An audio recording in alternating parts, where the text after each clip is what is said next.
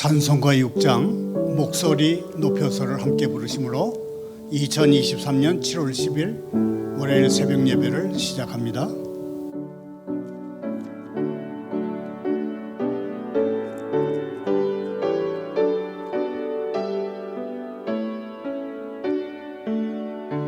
목소리 높여서 주 찬양하여라.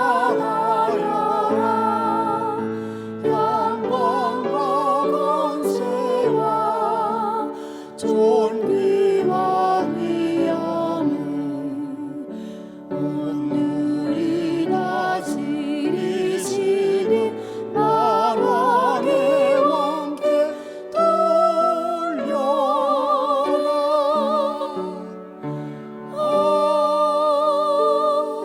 아멘. 계속해서 435장 나의 영원하신 기업을 함께 부릅니다.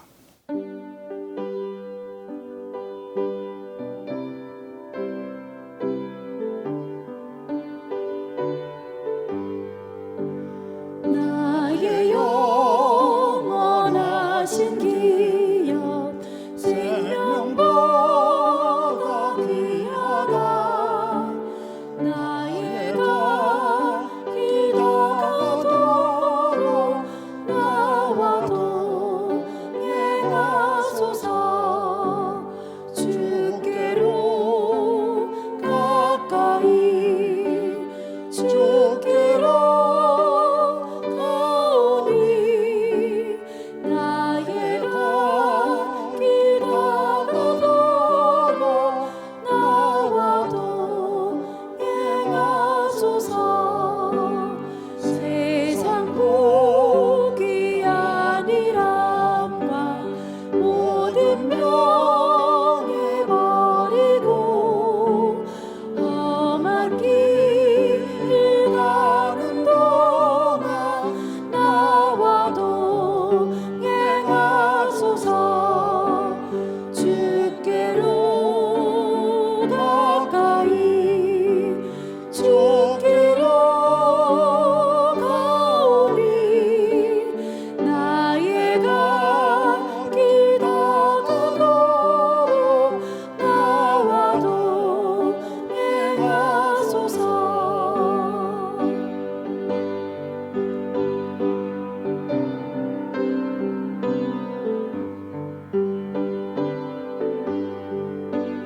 어두운 골짝 지나가며 험한 바다 건너서 전국 문에 이르도록 나와 동행하소서. 주께로 가까이 주께로 가오니. 나의 가기 다가도록 나와 동행하소서. 아멘.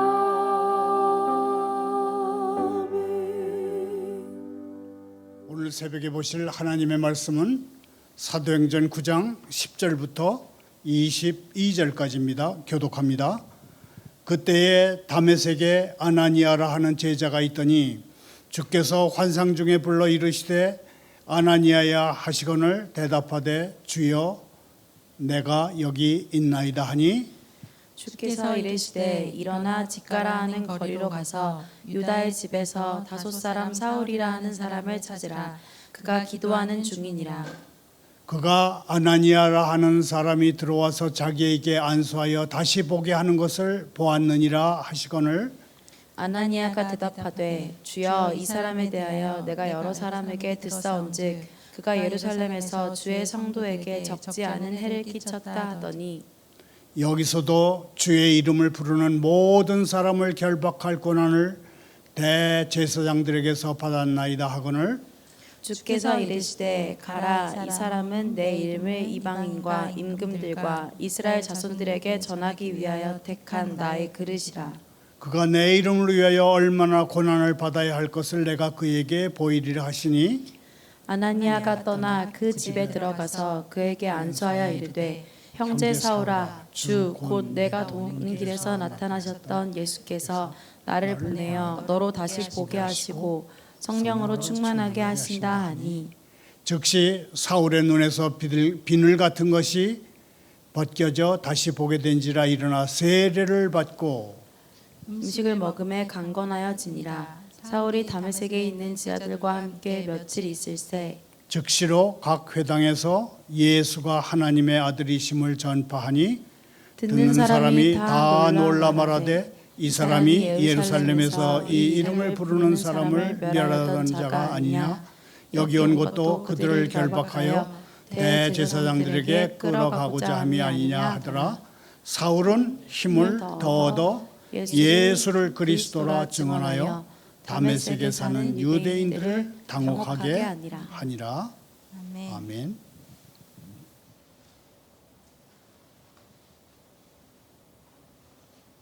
하나님 아버지, 저희가 사울을 형제로 받아들인 아나니아처럼 되게 해 주십시오. 저희가 이해할 수 없더라도 주님의 뜻에 곧바로 반응하게 해 주십시오. 잘 이해되지 않을 때조차도 다른 사람들에 대한 저희의 생각을 바꾸게 해 주십시오. 주님과 저희를 대적하는 사람으로 여겨지는 사람이라도 기꺼이 도와주고 그를 위해 기도하게 해 주십시오. 예수님의 이름으로 기도하옵나이다. 아멘. 오늘의 설교 부 제목은 그가 기도하는 중이니라입니다.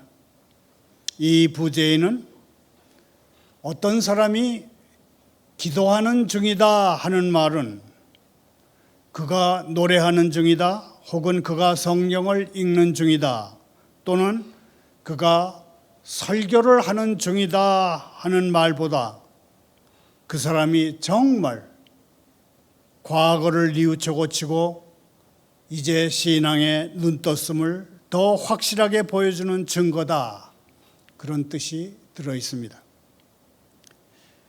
거듭나지 않은 사람들도 노래하거나 성경을 읽거나 혹은 설교하는 일을 감탄할 만하게 할 수 있습니다.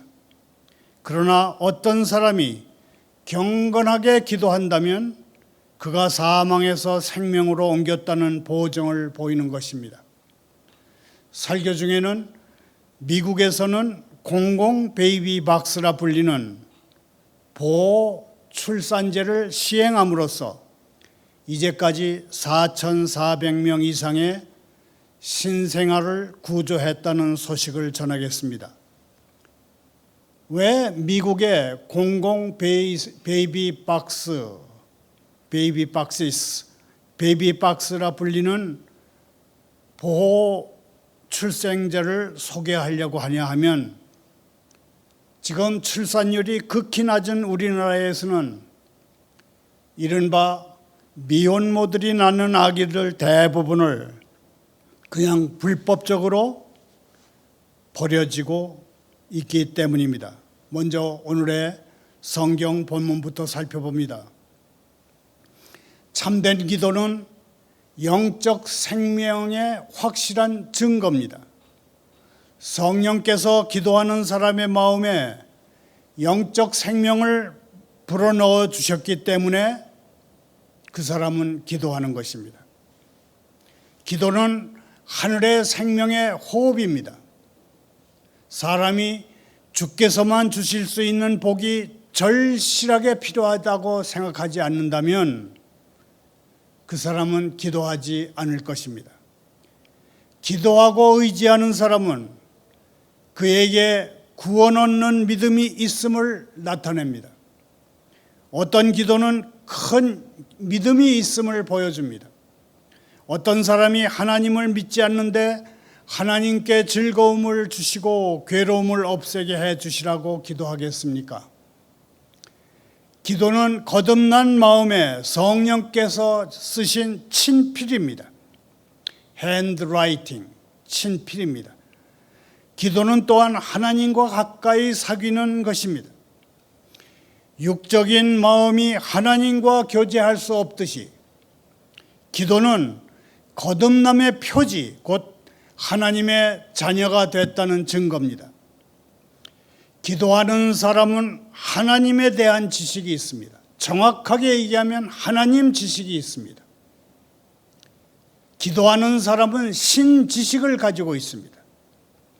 어떤 사람이 그가 기도하는 중이라는 말을 들을 수 있다면 그에게 위대한 왕의 도장이 찍혀 있는 것이고 그는 마음을 살피시는 이의 보증을 받아가지고 있는 것입니다. 그래서 하나님은 아나니아에게 그가 기도하는 중이라고 말씀하심으로써 다섯 사람 사울이 회심했다는 확실한 표시를 주신 것입니다. 다섯 사람 사울의 경우에 기도하는 중이라는 표시는 아주 남다른 것이었습니다. 킹 제임스 판에는 Behold, he prays. 보라, 그가 기도하는 중이라고 번역되어 있습니다. 우리 개역판에는 없는 보라, behold라는 말이 더 들어가 있습니다.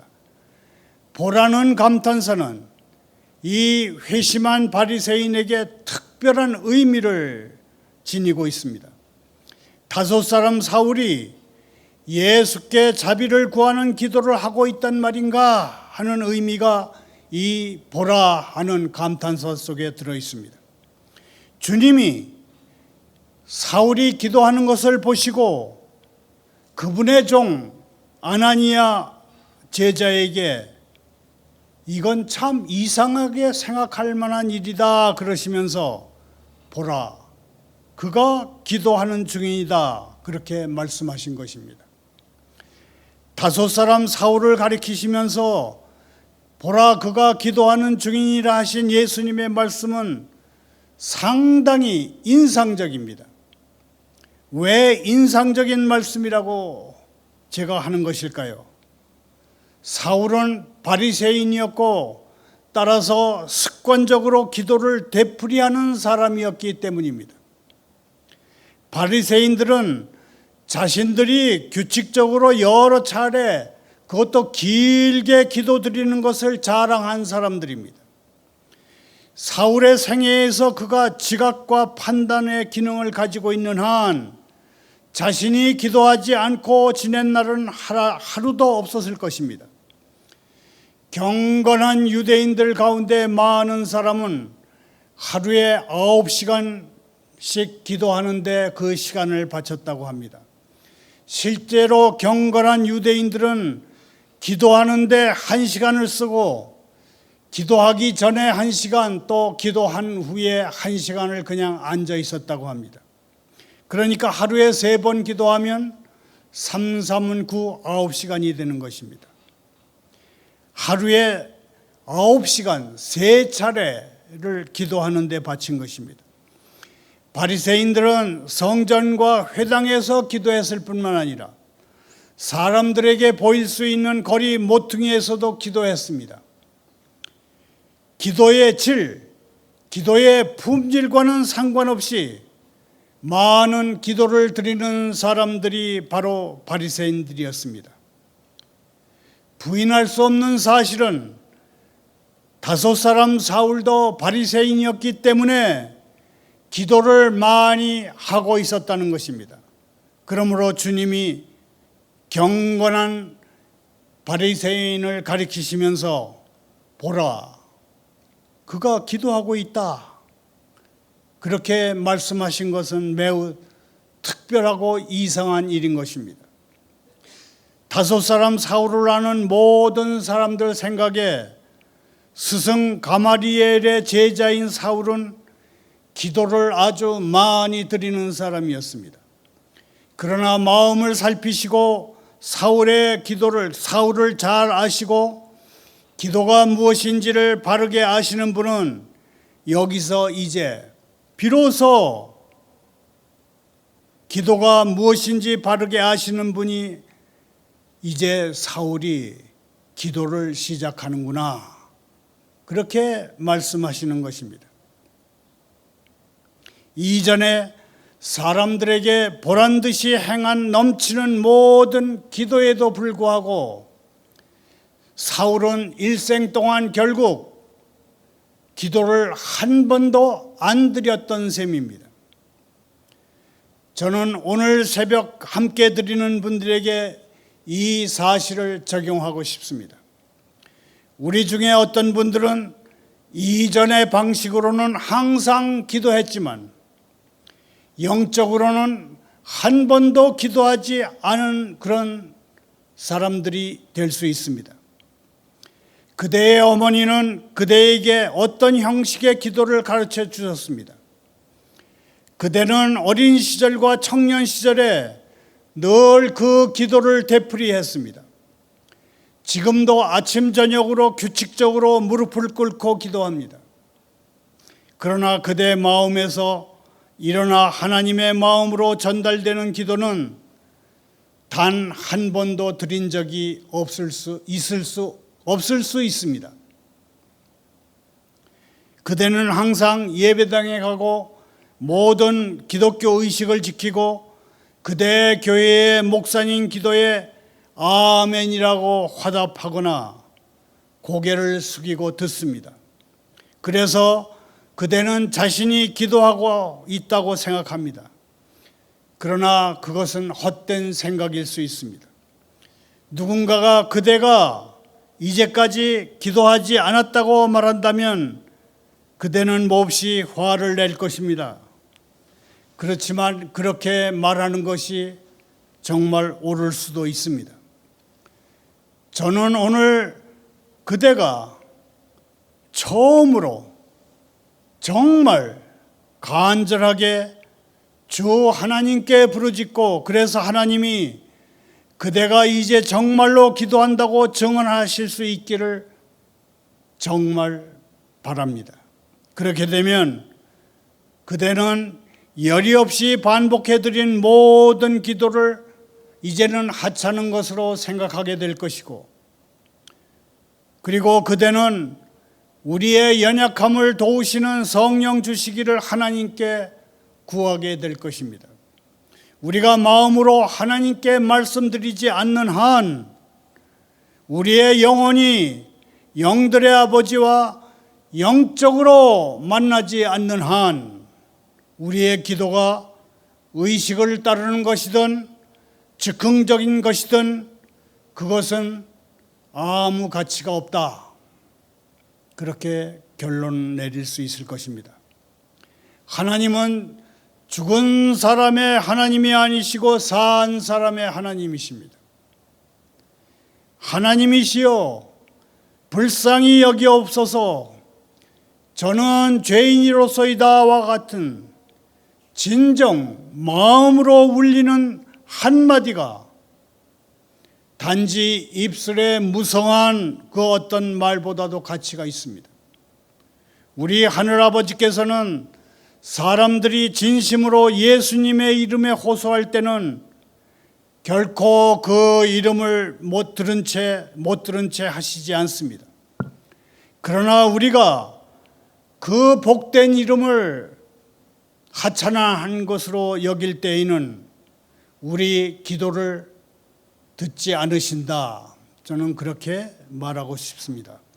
다른 이로서는 구원을 받을 수 없나니 천하 사람 중에 구원을 받을 만한 다른 이름을 우리에게 주신 일이 없습니다.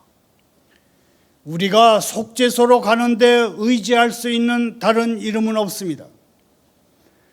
다섯 사람 바울은 구원하시는 주님의 이름을 거부했고 자신의 이름으로 갔습니다. 자신의 이름으로 갔기 때문에 그는 결코 기도한 것이 아닙니다. 형제 자매여, 우리는 기도할 때 겸손하게 그리고 진심으로 주 예수 그리스도의 보배로운 피에 호소하도록 하십시다. 기도의 힘은 우리가 하나님의 사랑하시는 아들의 이름과 공로에 호소하는 데 있기 때문입니다. 우리는 주 예수님 뒤에 숨어야 합니다. 우리가 그분을 가리고 앞에 서서는 안 됩니다. 예수님의 이름으로 기도하지 않았다면 우리는 전혀 기도하지 않은 것이 됩니다. 다음으로 저는 하나님의 뜻에 어긋나게 생활하는 사람에게서는 참된 기도가 나올 수 없다는 점을 주의하라고 말하고 싶습니다. 우리가 경험하는 대로 자기 기도에 어긋나게 생활하는 사람은 기도하지 않은 것이나 마찬가지입니다. 다섯 사람 사울은 하나님의 아드님을 반대했습니다. 그런 그가 어떻게 하나님 마음에 들 수 있겠습니까? 우리가 하나님의 말씀에 귀 기울이지 않으려고 한다면 하나님께서 어떻게 우리를 받아들이려고 하시겠습니까? 우리가 주님의 복음에 반대한다면 주님의 자비를 얻을 수 있는 문을 스스로 닫는 것이 아니겠습니까? 우리가 하늘 문을 두드리고 있는 것 같지만 사실은 그리로 들어가지 못하도록 스스로 우리가 그 문을 닫고 있는 것입니다. 사울은 단지 반대하는 정도가 아니라 종교적 정치적으로 박해하는 사람이었습니다. 종교적 정치적 권력을 동원해서 찍어 누르는 사람이 하나님의 은혜를 누릴 수 있었겠습니까? 우리가 하나님의 백성에게 불행이 닥치도록 빌면서 우리는 하나님의 복받기를 구할 수 있겠습니까? 하나님의 백성을 못 살게 구는 사람이 어떻게 기도할 수 있겠습니까? 다섯 사람 사울은 마음에 미움이 가득하고 행동이 모질었던 게 분명합니다. 그런 그가 어떻게 기도할 수 있었겠습니까? 사랑은 하나님의 자녀가 지녀야 할 중요한 요소입니다. 사랑하는 사람마다 하나님으로부터 났습니다. 그런데 사울은 십자가에 못 박히신 분을 따르는 사람들을 몹시 미워해서 그들을 끌어다가 옥에 가두고 죽이는데 찬성했습니다. 앞장섰습니다. 형제 자매여, 우리는 어떤 사람이 가지고 있는 종교 또는 혹은 그가 종교가 없다 해서 그를 괴롭힐 권리가 우리에게 없습니다. 그 사람이 가톨릭 신자든 유대인이든 이슬람 교도든 무신론자든 간에 우리는 그에게 어떤 해도 끼쳐서는 안 되고 그의 생각이 아무리 잘못됐을지라도 그가 가지고 있는 권리는 어떤 것도 빼앗아서는 안 됩니다. 우리는 사람들이 어떤 종교적인 신념을 가졌든 혹은 아무 신앙도 갖지 않았든지 모든 사람에게 우리는 정당해야 합니다. 불의는 결코 진리의 친구가 될 수 없습니다. 우리는 악의를 가지고 하나님의 싸움을 싸워서는 안 됩니다. 우리가 잘못 생각하고 있는 사람들을 미워하거나 업신여기거나 그들이 나쁘게 되기를 바라거나 해를 끼치려고 하는 것은 우리가 성령을 따르는 태도가 아닙니다. 우리는 사탄을 동원해서 사탄을 내쫓을 수 없고 폭력으로 잘못된 것을 바로잡거나 미움으로 미움을 이겨낼 수 없습니다. 그리스도인이 정복하는 무기는 사랑입니다. 오직 사랑입니다. 만약에 바울이 자기 생각에 틀린 것을 사랑으로 무너뜨리려 했다면 비록 그가 잘못했을지라도 그토록 큰 죄는 짓지 않았을 것입니다. 바울은 자기가 만나는 사람들이 의로운 사람이든지 악한 사람이든지 가리지 않고 억지로 그들에게 예수의 이름을 더럽혀 욕되게 하도록 시키려고 했습니다. 사울은 예수님을 사기꾼으로 생각했습니다. 이런 사람의 기도를 어떻게 하나님이 들으실 수 있었겠습니까? 우리가 마음에 미움을 품고 있다면 우리의 경건은 헛되고 우리의 기도는 전혀 기도가 되지 않는 것입니다. 기도의 핵심은 사랑에 있습니다. 기도는 사랑의 꽃이 되고 사랑의 멸류관이 되어야 합니다. 내가 내 이웃들이 나와 다르다는 이유 때문에 그들을 미워하고 내 교리를 다른 사람들에게 힘으로 강요하려 하는 마음을 가지고 세상에 살면 나는 손을 들고 기도할 수 없습니다.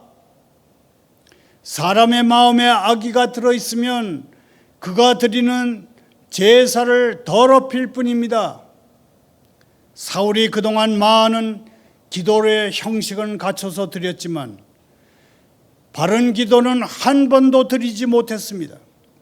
그의 기도에는 겸손이 전혀 없었기 때문입니다. 겸손이 기도의 기준입니다. 사울은 자신이 의로운 사람이라고 생각하고 세상을 돌아다녔습니다. 사울이 두 눈 사이에 성경 본문을 붙이고 다니지 않았겠습니까? 그가 바리새인인데 말입니다. 그는 참으로 겉으로는 경건한 사람이었습니다. 그는 참으로 성인, 홀리맨 같았습니다. 사울이 일주일에 3번씩 금식하고 박하와 회양과 근처에 11조를 드리지 않았겠습니까? 그러나 하나님은 겸손하고 잘못을 뉘우쳐 고치려는 심령을 기뻐하시고 거드름 피는 사람을 물리치십니다. 사울의 기도에는 죄의 고백과 회개가 없었습니다. 그의 기도는 5 사울이 율법에 흠이 없는 것을 감사를 표현하고 그가 히브리인 중에 히브리라는 것에 감사를 표현하는 것이 그의 기도였습니다. 나는 율법에 흠이 없는 사람이다. 그렇게 자랑하는 것이 그의 기도였고 나는 히브리인 중에서도 히브리인이다. 그렇게 뽐내는 것이 그의 기도였습니다. 외모는 아무것도 아닙니다. 하나님께서는 그 중심을 살피십니다. 하나님께서 그 중심을 살피시는 하늘 법정에서는 그의 너저분한 얘기는 전혀 기도로 여겨지시지 않았습니다. 우리가 우리 자신의 기도를 아주 만족스럽게 여긴다면 저는 우리가 기도하지 않는 것이라고 말하고 싶습니다. 자신이 아주 선하다고 여기는 사람들은 자신들이 아주 나쁜 사람들이라는 것을 알게 될 것입니다. 자신이 아주 선하다고 생각하는 사람들은 결국 천국에 들어가지 못할 것입니다. 우리가 자신의 의를 의지해서 기도한다면 그 의를 지금 바로 버리십시다. 자기 의는 주님이 우리 보고 버리라고 명하신 일종의 누룩입니다. 우리가 스스로 기도드릴 만한 자격이 있는 사람으로 생각하고 자신의 선행을 근거로 호소한다면 우리의 기도의 밑바닥에는 우리가 전혀 기도하지 않았다는 거짓이 놓여 있는 것입니다. 오늘 새벽 스스로 선 사람, 스탠드업 한 사람이라고 생각하는 모든 사람이 이 점을 생각할 수 있기를 바랍니다. 말을 맺겠습니다. 사도행전 9장 15절, 16절을 다시 함께 읽겠습니다. 주께서 이르시되 가라. 이 사람은 내 이름을 이방인과 임금들과 이스라엘 자손들에게 전하기 위해 택한 나의 그릇이라. 그가 내 이름을 위해 얼마나 고난을 받아야 할 것을 내가 그에게 보이리라 하시니. 여기서 잠깐 미국에서 공공 베이비 박시스라 불리는 보호 출산제를 소개하겠습니다. 1990년대에 미국에서 갓 태어난 아기 버리기가 심각한 사회 문제로 떠올랐습니다. 오늘날 우리나라에 비슷한 현상입니다. 1999년 텍사스주에서 처음으로 안전한 피난처법이 도입됐습니다. 영어로는 Safe Haven Law, 안전한 천국법입니다. 친모가 자기 이름을 숨긴 채 자기가 낳은 아이를 경찰이나 소방서나 병원 같은 데 넘기고 그 아이를 학대했다는 흔적이 없는 한 민사상 형사상의 책임을 지지 않도록 하는 제도가 이게 소위 안전한 피난처 법입니다. 갓 태어난 아기 버리기를 막는 효과가 인정돼서 지금은 미국 50개 주 전체로 확산돼서 이 제도가 운영되고 있습니다. 공공이 운영하는 베이비박스인 셈인데 비영리단체 국가안전한피난처연맹에 따르면 이 법이 도입된 이후 올 6월까지 모두 4,414명의 영아가 구조된 것으로 집계됐습니다. 1999년부터니까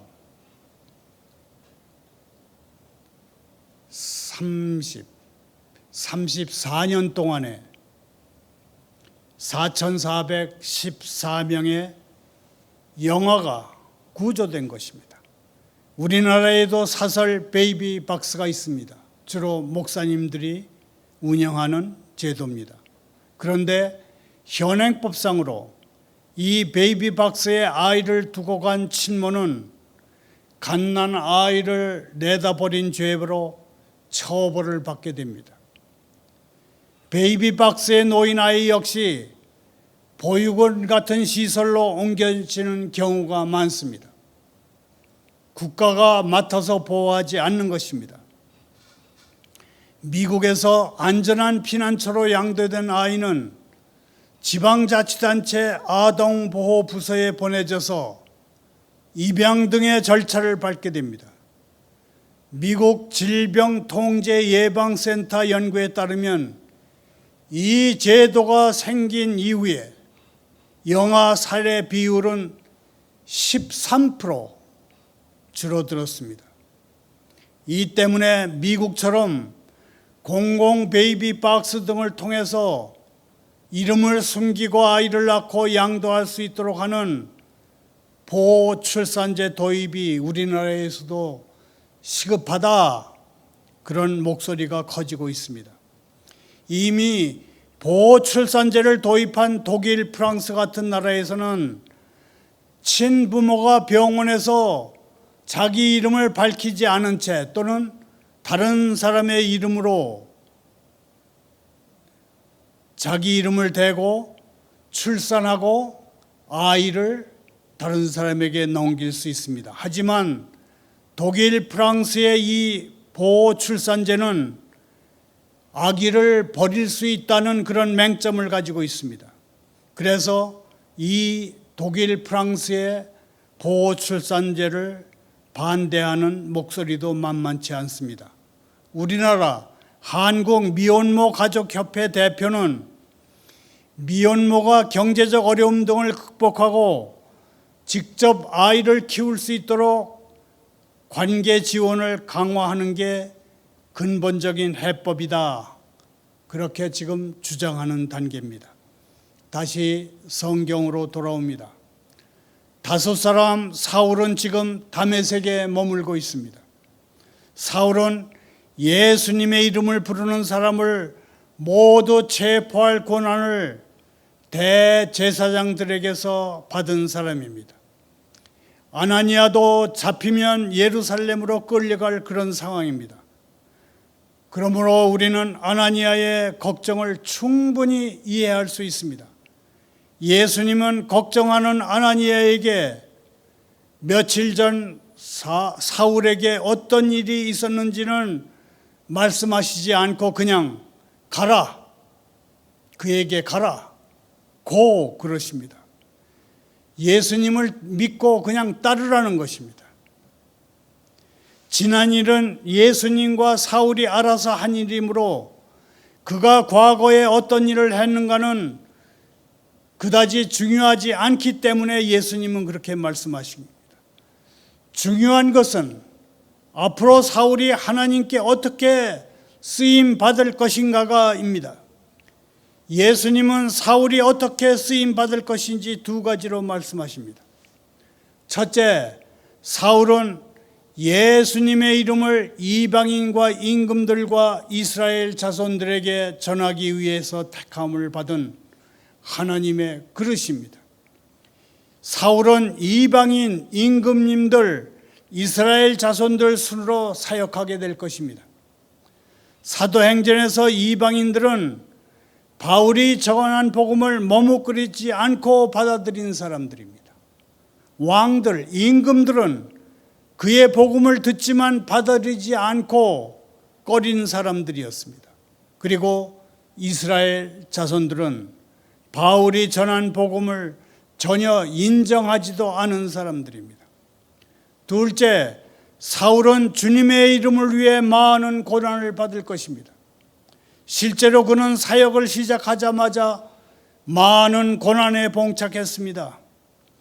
사울이 기독교인이 된 것을 보고 유대교를 배신했다고 생각하는 유대인들이 그를 죽이려고 했습니다. 그때마다 제자들이 나서서 그를 피난시켰습니다.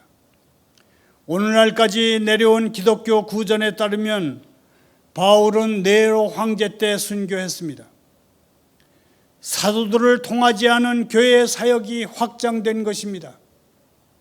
예수님의 제자가 아닌 일개 집사가 교회 사역을 확장했습니다. 사도들이 세운 7명 가운데 스데반 집사는 교회의 첫 순교자가 됐고, 스데반과 함께 일꾼으로 세워진 빌립 집사는 에티오피아 내시에게 세례를 베풀었습니다. 오늘의 성경 본문에서는 다메섹에 사는 예수님의 제자 아나니아가 사울의 눈을 낮게 하고 그가 성령을 체험할 수 있도록 그의 머리에 손을 얹어서 축복합니다. 하나님의 역사는 이처럼 여러 모습의 사람을 통해서 이루어갑니다. 그러므로 그리스도인은 홀로 살아가는 것이 아니라는 사실에 마음을 새기고 주님이 만나게 할 사람들을 기대하며 살아야 합니다. 사람을 통해서 사람을 키우는 방식은 지금도 하나님이 사용하시는 가장 효과적인 신앙 양육법입니다. 경험과 지식을 바탕으로 다른 사람을 지도하는 멘토가 된다는 것은 귀하디 귀한 하나님의 부르심입니다. 주님이 아나니아를 통해서 사울에게 알리시고자 했던 사울의 소명은 한편으로는 주님의 도구가 되는, 주님이 쓰시는 그릇이 되는 영예였지만, 다른 한편으로는 주님을 위해서 많은 것을 잃어버리는 그런 전망도 떠안고 있었습니다. 고난은 평생 바울의 신앙의 토양이자 신학의 토대였습니다. 고난, 그것은 바울의 평생 따라다녔는데 바울의 신앙의 토양이 고난이었고 그의 신학의 토대가 고난이었습니다. 바울은 고난을 단지 선교 사역 과정에서 어쩔 수 없는 희생의 대가로 보지 않았습니다. 바울에게 고난은 그리스도를 아는 길이었고 부활 생명에 도달하는 달이었습니다. 그는 그리스도의 남은 고난까지 자기 몸에 채우려고 애썼습니다. 주님이 주님을 기쁘시게 하는 참된 제자 되기를 소원하며 날마다 주님의 음성에 민감하게 반응하고 주님 말씀에 기꺼이 순종하는 삶을 사는 복된 하루, 새로운 한 주간이 되기를 소원합니다. 감사합니다. 기도합니다. 주 예수님, 주님께서는 저의 선한 의도나 최상의 노력을 원하시는 것이 아니라 제가 과거의 생활을 뉘우쳐 고치고 신앙의 눈뜸과 믿음을 원하신다는 것을 압니다. 제가 할 수 있는 것이 최상이 아니라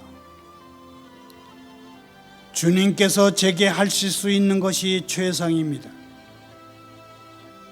주님의 사랑과 구원을 제게 베푸시고 다른 사람들이 저에 대해 생각하는 비관적인 예상들을 뒤엎어 주십시오. 예수님의 이름으로 기도하옵나이다.